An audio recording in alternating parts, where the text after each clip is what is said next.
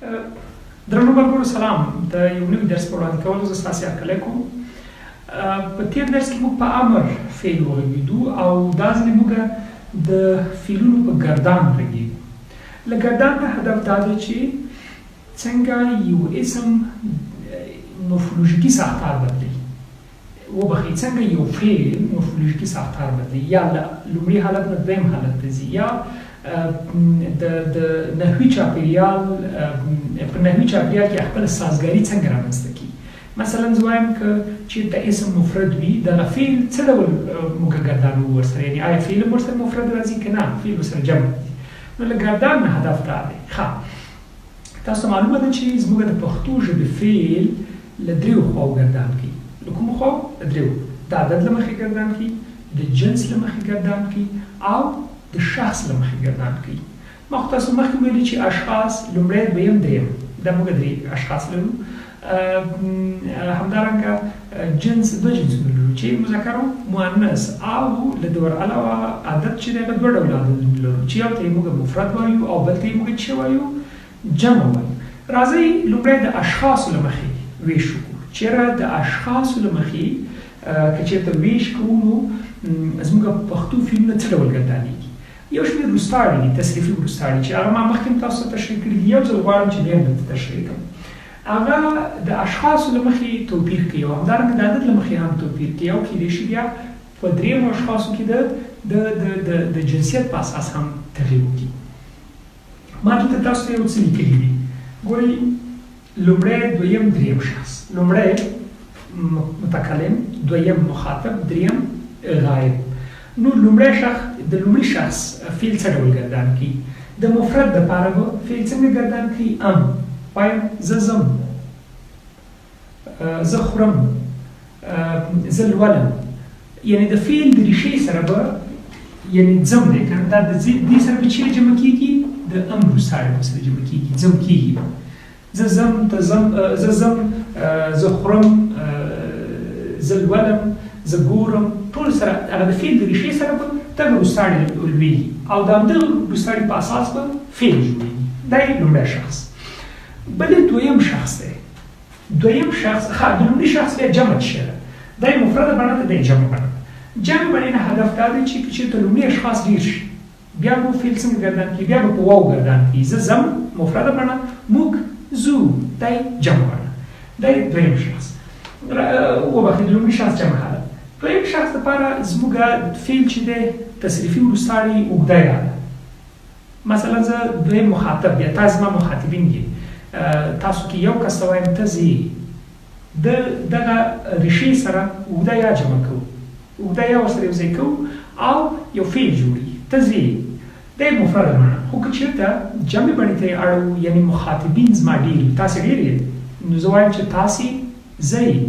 دا د ای غږ یا د فعلیه یا چې ده دا به د فعل د ریښې سره یو ځای کوو او یو نوی فعل به جوړوو. ښه، تاسې کوئ چې یوازې همدا فعل دې سره نور ډېر فعلونه لکه لولئ، خورئ، ځئ او دې ته ورته نور کېدای شي تاسو ډېر بېلابېل فعلونه ورسره یو ځای کوي.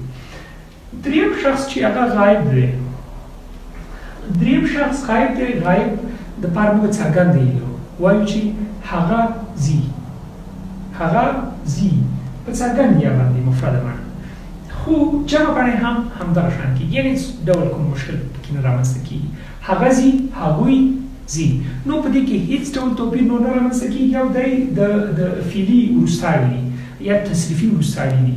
دې ته څه وایي؟ دی موږ د اشخاصو له مخې اول ویشنه وکړه، یعنې د اشخاصو له مخې د لومړي شخص لپاره ام، یعنې په مفرد کې ام، په جمع کې واو. د دویم شخص لپاره په مفرد کې اوږده، په جمع کې فعلیه. د دریم شخص لپاره په مفرد کې څرګند دی او په جمع حالت کې هم څرګند دی.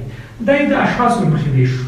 راځو د عدد له مخې ویش ګورو چې یاره د عدد له مخې ویش څنګه دی. عدد له مخې ګوره معلومه خبره ده، مفرد جمع، مفرده بڼه ام، اوږده څرګند دی، جمع بڼه واو، امریه یا وبخښئ فعلیه او یا هم کومه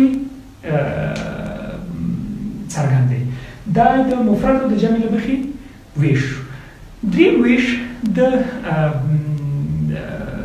جنسیت په اساس دی چې یاره د جنس په اساس یو فعل څه ډول تغییر کوي. په پښتو ژبه کې یوازې د درېیمو اشخاصو لپاره او هغه هم په تېره زمانه کې تغییر کوي. درېیم شخص او په تېره زمانه کې که موږ وکاروو، یعنې د لومړیو او دویمو اشخاصو لپاره د نر او د ښځې لپاره یو ډول کارونه کېږي، خو د درېیمو اشخاصو لپاره یو څه توپیر کوي چې اوس یې زه تاسو ته دلته تشریح کوم. درېیم شخص مثلا هغه، صحیح؟